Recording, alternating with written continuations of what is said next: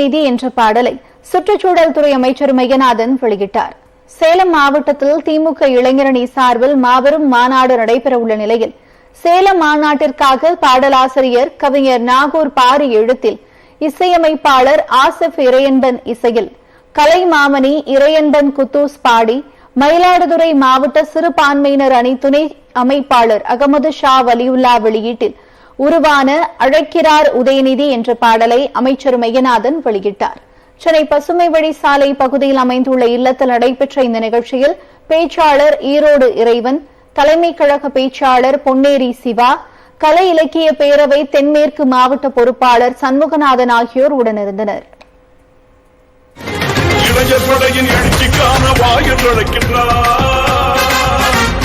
கலைஞர் வழியில் கழகம் காப்போம் என்றழைக்கின்றார்.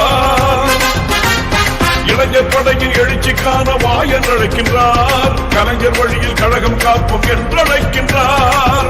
கடமை கண்ணியம் காத்திடத்தான் அழைக்கின்றார். கடமை கண்ணியம் காத்திடத்தான் அழைக்கின்றார். கருப்பு சிவப்பு படைகள் திடவும் என்றழைக்கின்றார். கருப்பு சிவப்பு படைகள் திடவும் என்றழைக்கின்றார். அழைக்கின்றாரே அழைக்கின்றாரே அழைக்கின்றார் உதயநிதி.